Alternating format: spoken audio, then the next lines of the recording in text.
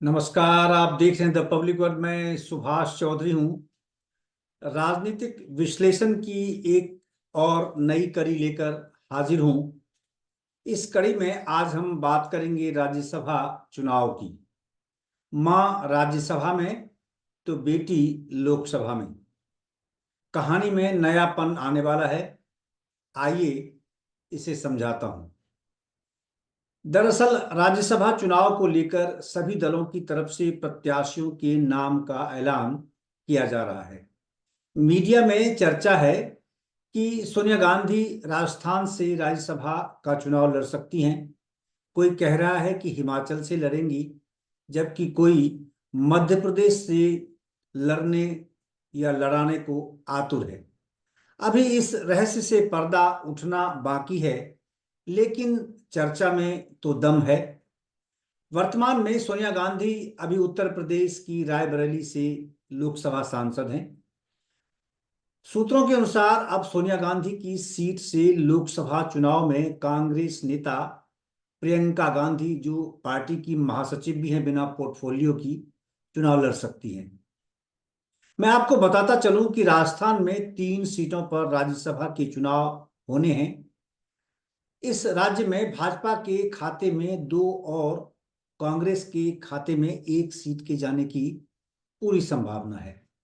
तो इसी संभावना के मद्देनजर सोनिया गांधी के राज्यसभा चुनाव लड़ने की चर्चा जोरों पर है।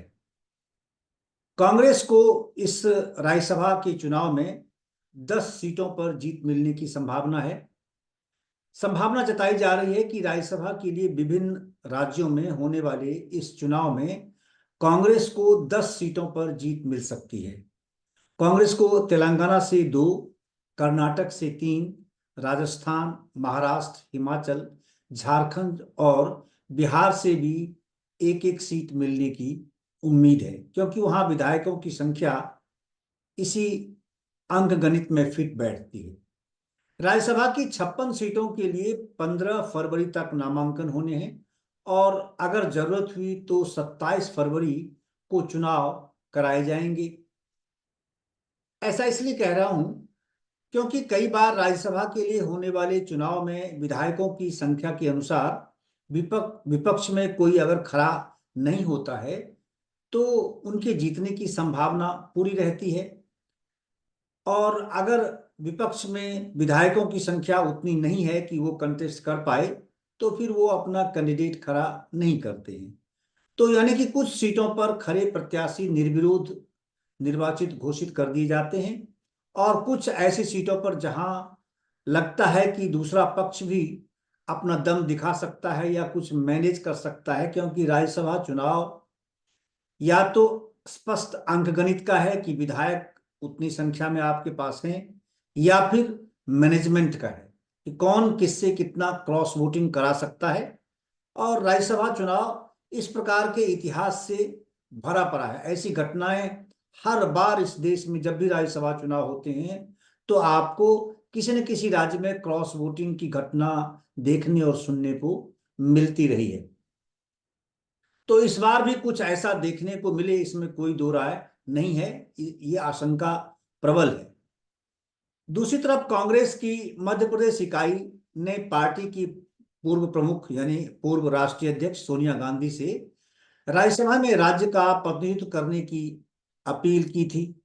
मध्य प्रदेश में प्रदेश कांग्रेस अध्यक्ष जीतू पटवारी ने, जिनको हाल फिलहाल में प्रदेश अध्यक्ष बनाया गया जब वहां विधानसभा चुनाव हुआ उसके बाद ही, तो पिछले अभी सोमवार को बताया था कि वरिष्ठ नेता कमलनाथ ने हाल ही में दिल्ली में सोनिया गांधी से मुलाकात की थी और उनसे प्रदेश इकाई की मांग पर विचार करने का आग्रह किया था। यानी प्रदेश कांग्रेस इकाई मध्य प्रदेश की, ये कहा गया कि उन्होंने सोनिया गांधी से मध्य प्रदेश से राज्यसभा चुनाव लड़ने की मांग की है, उनसे गुजारिश की है।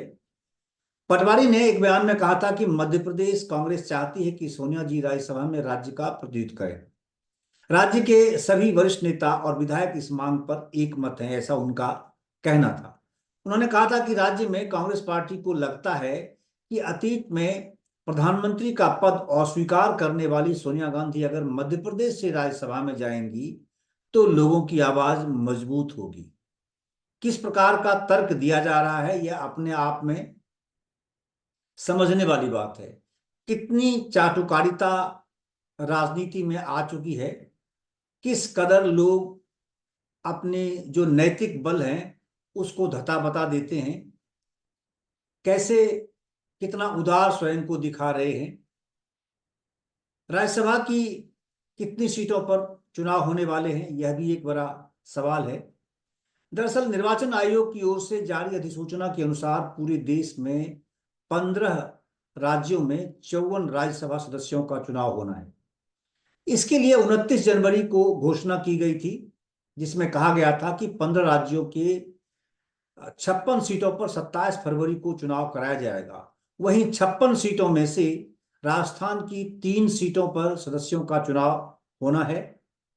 राज्यसभा चुनाव के लिए नामांकन की प्रक्रिया भी शुरू हो गई है।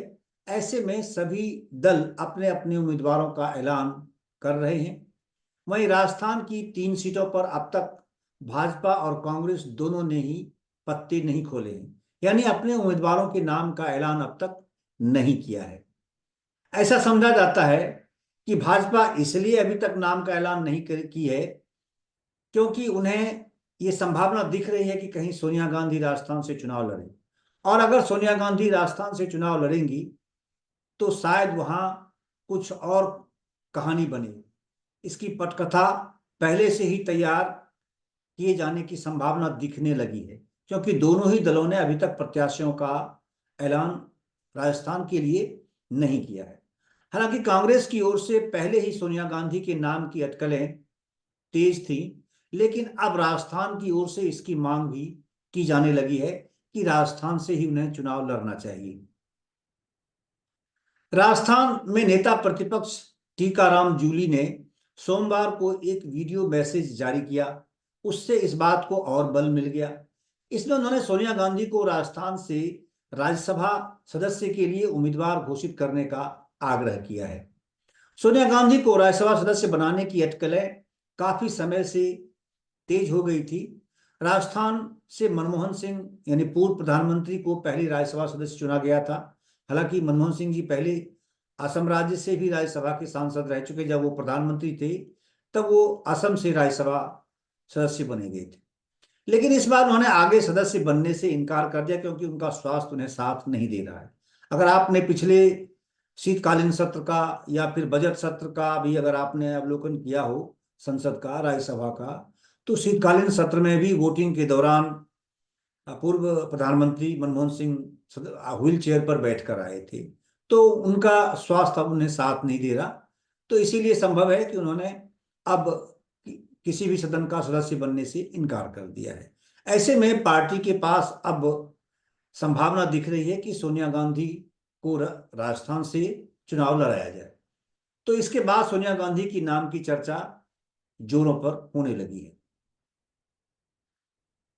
अब वहां के सूत्र बता रहे हैं कि राजस्थान के 3 राज्यसभा सीटों पर चुनाव होगा।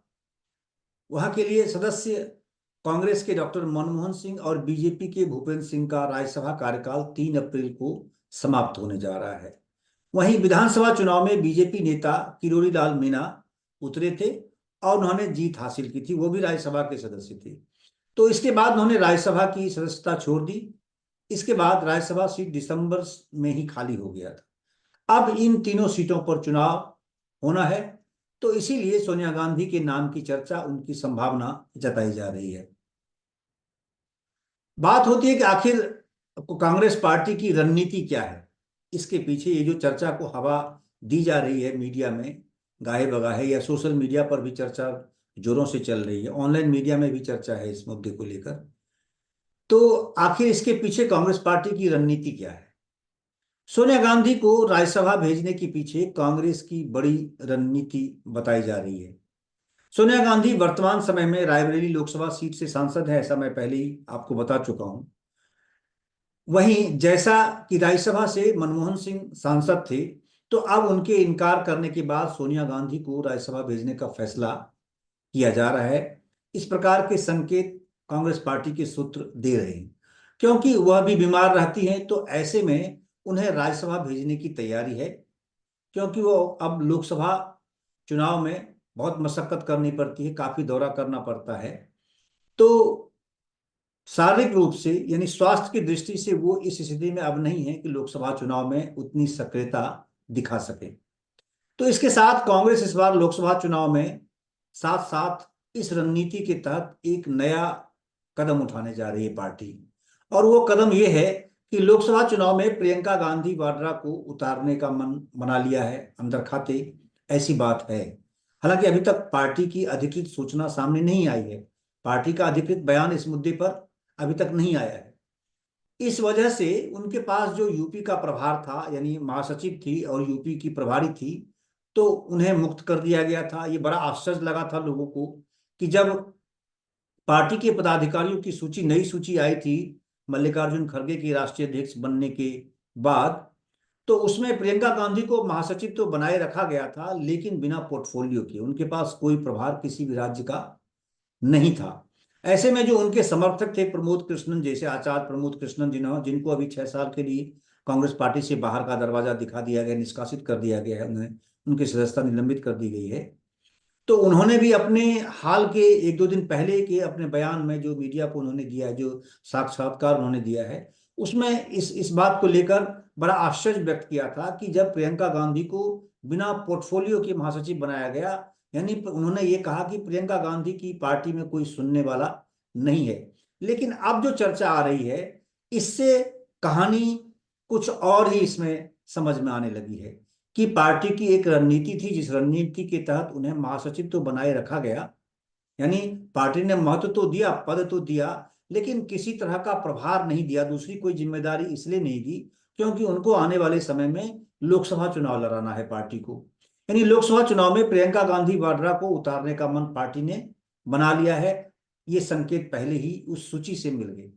इस वजह से उनके पास जो यूपी का प्रभार था, उन्हें उससे मुक्त कर दिया गया। अब कहा जा रहा है कि सोनिया गांधी की रायबरेली सीट की जिम्मेदारी प्रियंका गांधी वाड्रा को सौंपी जाएगी। यानी प्रियंका गांधी लोकसभा चुनाव 2024 में रायबरेली से चुनाव लड़ सकती हैं। ये वही रायबरेली है जहां से पूर्व प्रधानमंत्री इंदिरा गांधी चुनाव लड़ती थी।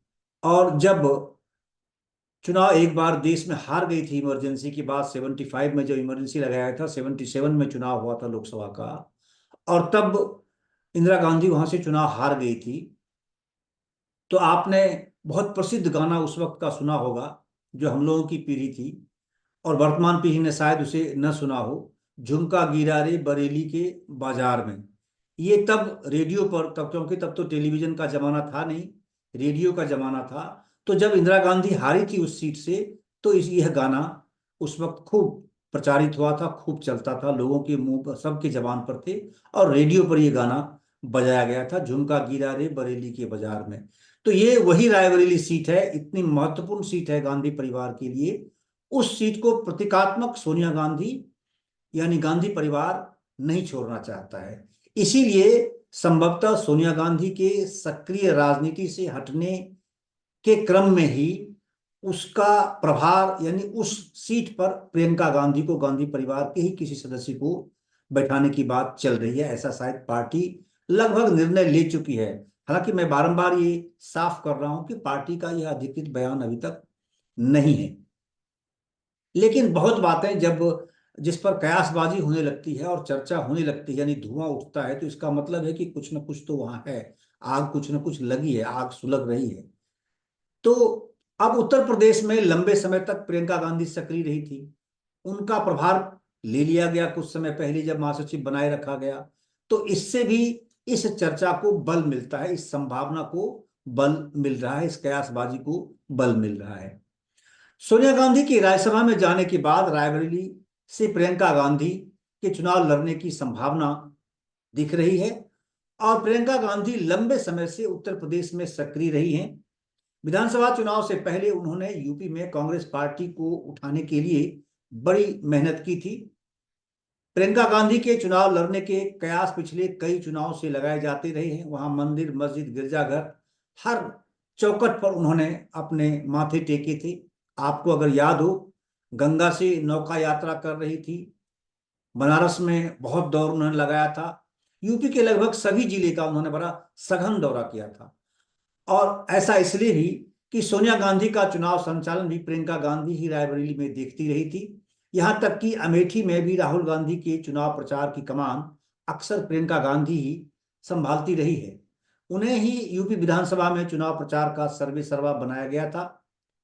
उन्होंने ही लड़की हूं, लड़ सकती हूं का नारा देते हुए महिलाओं को यूपी विधानसभा चुनाव में 33% सीट यानी टिकट देने की वकालत की थी, और ऐसा उन्होंने कदम भी पार्टी की ओर से उठाया था। ये अलग बात है कि वहां पार्टी का कुछ था नहीं, इतनी कमजोर हो चुकी है पार्टी, कई दशक से यूपी में सत्ता से ये पार्टी बाहर है।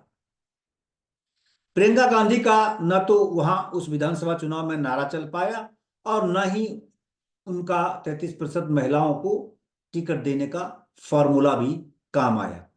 कांग्रेस पार्टी बुरी तरह पिट गई। इससे पहले लोकसभा चुनाव 2014 और 2019 के दौरान भी प्रधानमंत्री नरेंद्र मोदी के खिलाफ वाराणसी से चुनाव मैदान में उतारने की हवा पार्टी ने खूब बनाई थी, लेकिन कांग्रेस पार्टी में ने हिम्मत नहीं जुटाई, क्योंकि उन्हें पता था कि उनका जो ये कारतूस है प्रियंका गांधी वाला, ये मोदी के सामने फुस हो जाएगा। ऐसे में पार्टी की बड़ी किरकिरी हो सकती है। तो एक बार तो वहां आम आदमी पार्टी के अरविंद केजरीवाल उनके खिलाफ भाग आजमाने उतरी थी वाराणसी में। फिर भी प्रधानमंत्री अपार बहुमत से वहां से जीत करके आए थे, भारी मतों से जीत करके आए थे। और दूसरी बार प्रियंका गांधी के ही बड़े खास और अभी वर्तमान में यूपी प्रदेश कांग्रेस के अध्यक्ष हैं, उनको प्रधानमंत्री के खिलाफ कांग्रेस पार्टी का टिकट देकर प्रत्याशी बनाकर उतारा गया था, लेकिन बहुत बुरी तरह वो हारे। और अब प्रियंका गांधी को रायबरेली से चुनाव लड़ाने की बात जो आ रही है, इसके पीछे भी कुछ अलग प्रकार की कहानी है। हर पार्टी में कई गुट होते हैं, लेकिन कांग्रेस पार्टी में दो गुट, एक राहुल को आगे बढ़ना देखना चाहता है और जबकि दूसरा प्रियंका गांधी को। जाहिर है, जिनकी पहुंच जिनके दरबार तक सबसे अधिक होती है उसे वो आगे बढ़ते देखना चाहते हैं, और उस उनके आगे बढ़ने में उनका अपना फायदा भी दिखता है कि अगर मेरे आका आगे बढ़ गए राजनीति में तो हमारी भी बारी आ सकती है, हमें भी इनका आशीर्वाद मिल सकता है। ये कांग्रेस पार्टी की बड़ी पुरानी परंपरा, दशकों पुरानी परंपरा रही है, और इसी नाते इसी दृष्टिकोण से उनके अनुयायी उनके साथ जुड़ते हैं। अगर प्रियंका गांधी लोकसभा चुनाव लड़ती हैं और खुदा न खास्ते जीत जाती हैं, हालांकि ऐसी संभावना मुझे बहुत कम दिखती है, तो इस पार्टी में एक नया गुट तैयार हो जाएगा।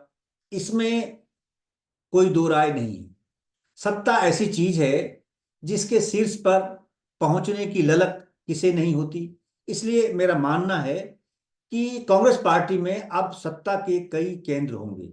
एक सोनिया गांधी है, जिसके बारे में कहा जाता है कि राहुल गांधी अब उनकी बात बहुत कम सुनते हैं, बहुत कम मानते हैं।